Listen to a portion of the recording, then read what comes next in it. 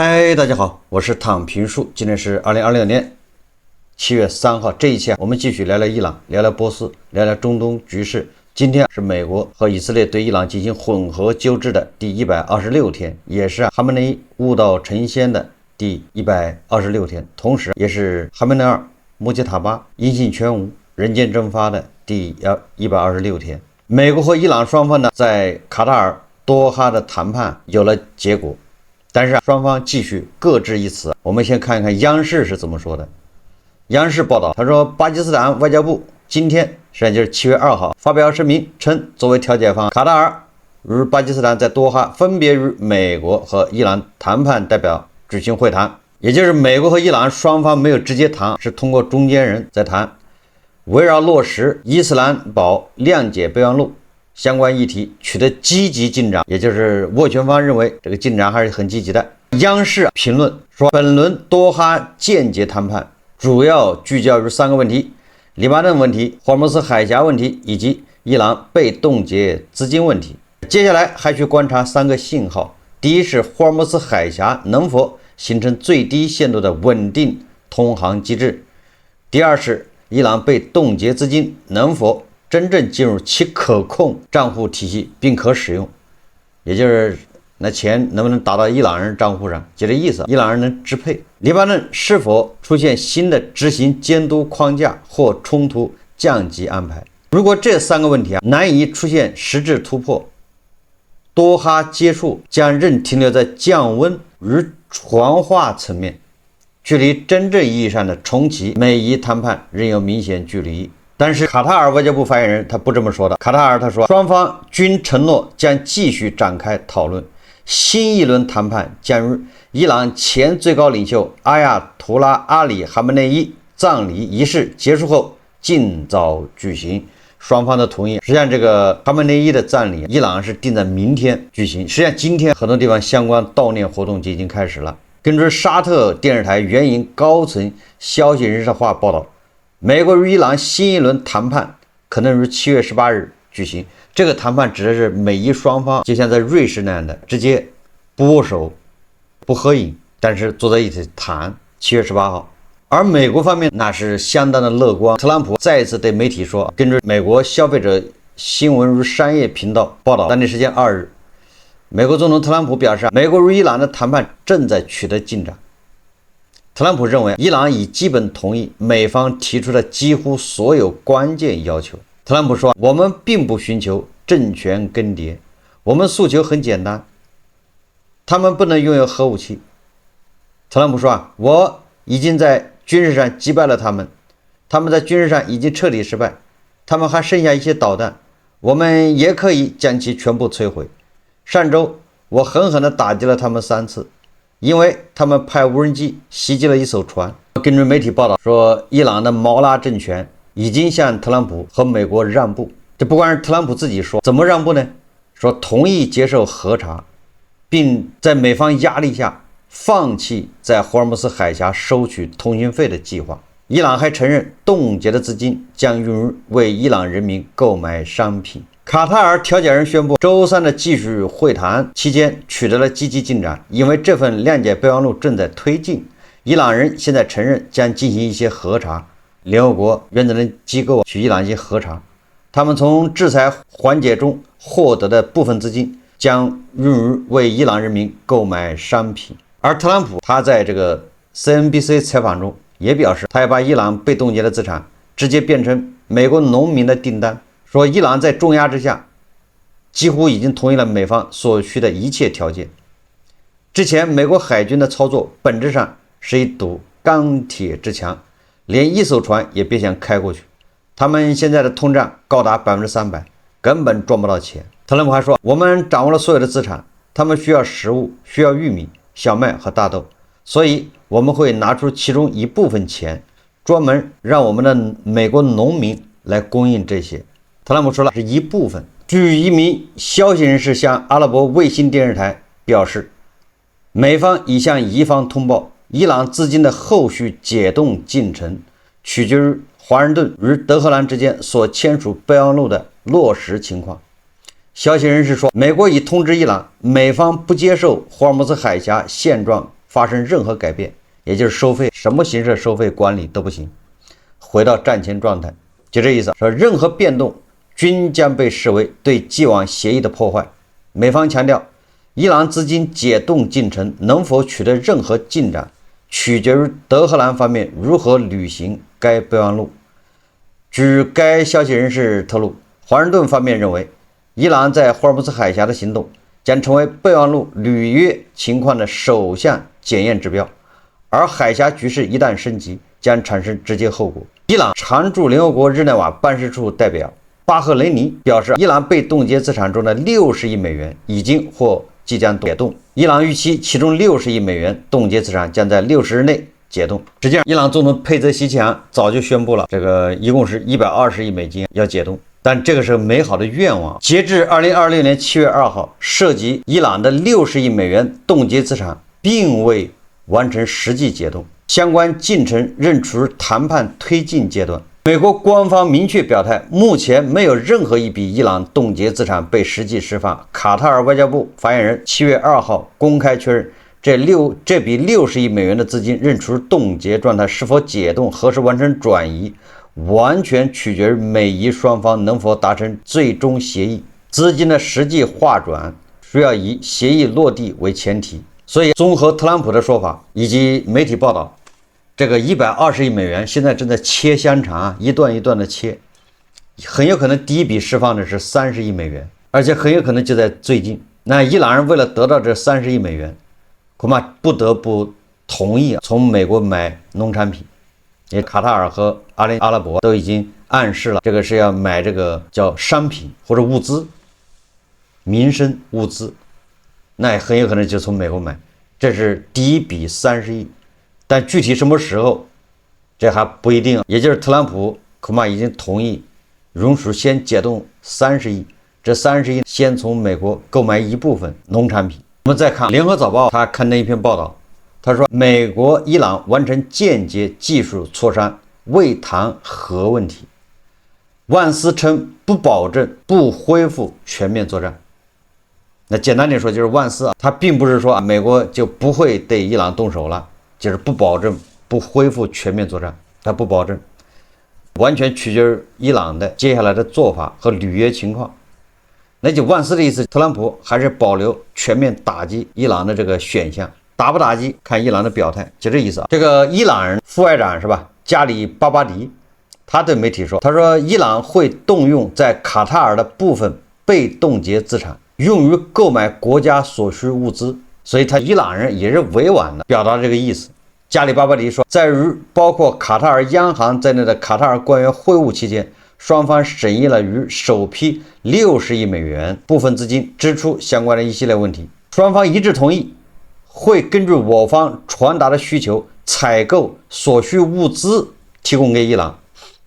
所以我說特朗普說的還是比較靠譜的。那伊朗人希望是第一批是60億美元，那恐怕給他30億。而且這30億最終還是要從美國買一批這個農產品。伊朗人很委婉地表達了，也就是根據伊朗人的採購清單、採購所需物資，那就伊朗人的說法意思就是這個錢還是我花的，對不對？你卡塔爾給我解凍，好30億，你給的不是現金，你給我東西也行，至於你這東西從哪兒買的我也不管了，不就這意思嗎？這都是我要的，我給你開了清單是吧？因為伊朗人可以解釋，我現在還沒有被解除制裁。我在國際市場買這些東西不方便、不合算，價格貴呀，所以委托卡塔爾去幫我買30億，你給我了，我不要，我把30億給你，你幫我去買東西，買完東西給我。你看，這麼換個說法，顯得伊朗很主動。但最終卡塔爾在哪兒買的東西？在美國買的農產品。這特朗普又有的說了，那所以說這玩意就是文字遊戲啊，障眼法。實際情況大家就知道了。根据媒體報道說，伊朗革命衛隊空天軍防空部隊。這次損失比較重，對不对？要進行重建，進行2個方面的重大改革。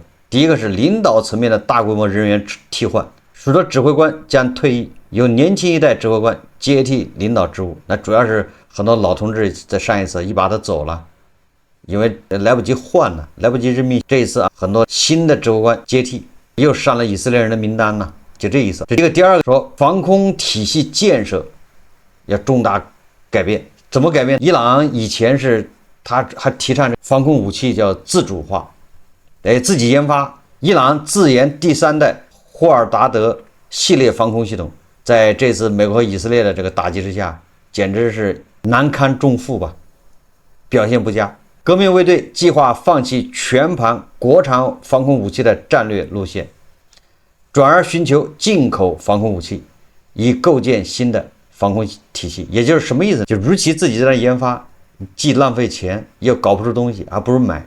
這個實際上說明什麼意思？說明這個朗子確實被美國和以色列打得不輕，整個的防空體系摧毀了。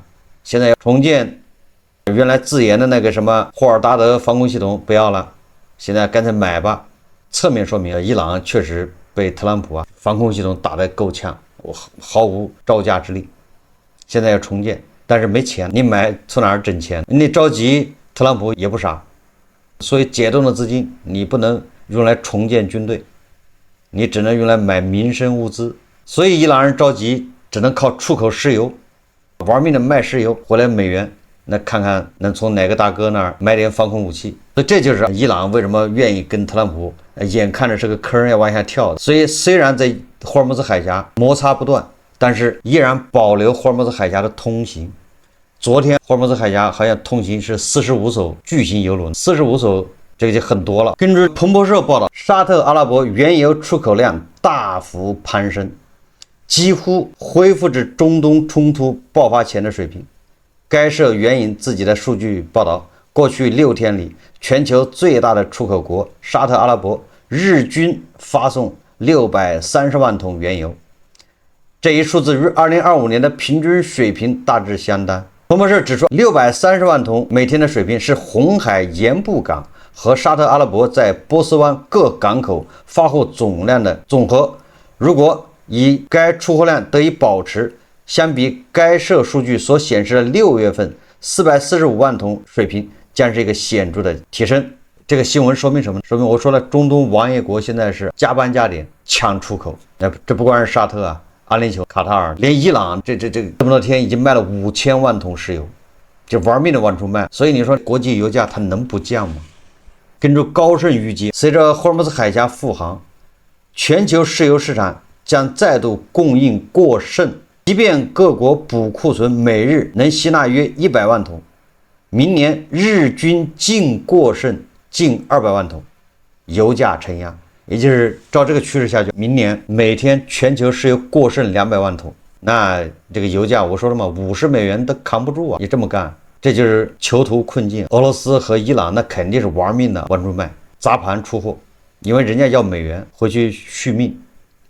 那你這樣的，對吧？那中東王爺國已經耽誤了4個月，這4個月生產被耽誤了，人家這在接下來的半年裡面必須得趕回來，要不今年任務完不成，所以下半年他肯定玩命的賣。你只要霍爾木茲海峽能通航，所以說油價會一路下跌，越賣越低越要賣，就陷入這麼一個怪圈。所以我說，這個只要霍爾木茲海峽保證通航，這就是特朗普在中期選舉裡面他的目的就達到了，降油價的目的達到了。但是關於核武器，關於濃縮鈾這些東西，那還得扯皮，還要往後去，沒那麼簡單。朗子這個毛拉的強硬派那並沒有被連根拔起。你看這個毛拉的強硬派又搞事了。7月1日，伊朗專家會議63名成員呼籲暗殺特朗普和內塔尼亞胡，為哈梅內伊復仇仍是首要任務。此前，以色列稱將以最高領袖穆杰塔巴列入死亡名單。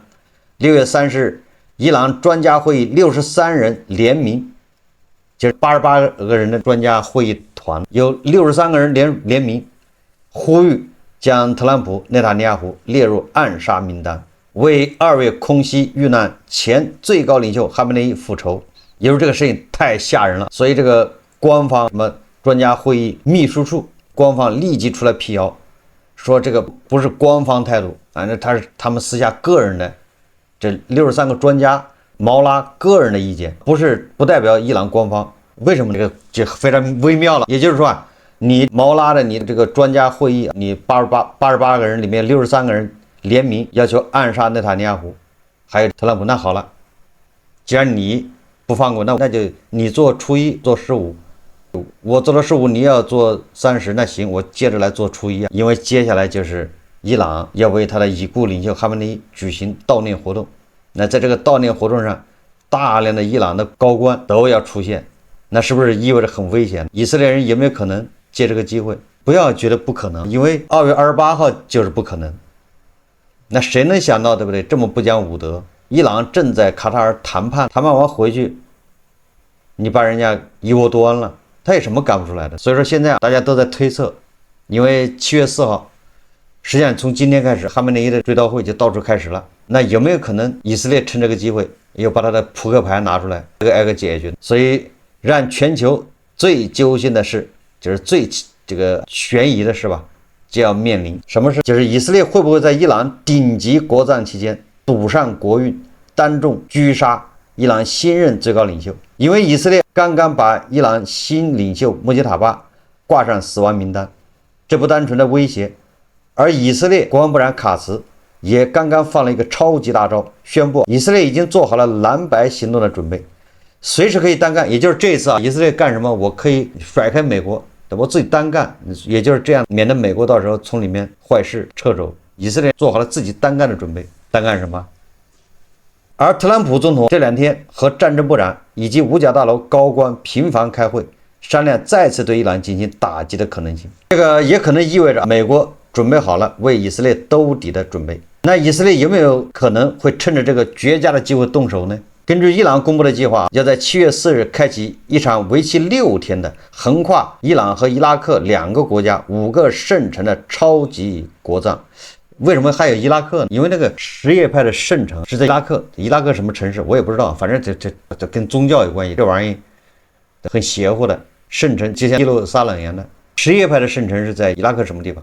所以他們的遺體還有飛機運到那兒去，在那兒還得整個儀式，一共是5個聖城，都得去巡迴展覽，而且30多個國家的政要，90多國宗教人士都要去捧場。你比如說誰？俄羅斯的梅德韦傑夫，受普京所托要去參加追悼會，這個就有點難為梅德韦傑夫了。一個是危險，這以色列人可不管你這些亂七八糟的，是吧？多少有點危險。第二個什麼呢？第二，你去那兒人家清真不能喝酒，這梅姐夫每天早上得喝早酒，中午還得喝酒，晚上喝了酒才睡覺，一天3頓，頓顿都不能少。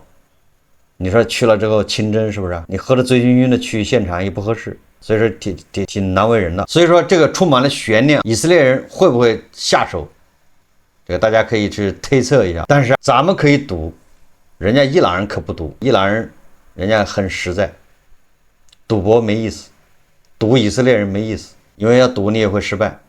所以說伊朗人老老實實的說，伊朗最高領袖穆吉塔巴不會出席父親前最高領袖哈梅內伊的葬禮。現任最高領袖駐印度代表表示，這是出於安全考慮。這個阿亞圖拉哈基姆埃拉西告訴印度今日新聞頻道，以色列持續威脅伊朗領導人是穆吉塔巴哈梅內伊無法出席葬禮的原因。以色列國防部部長卡茨最近威脅稱，哈梅內伊已被列為死亡目標。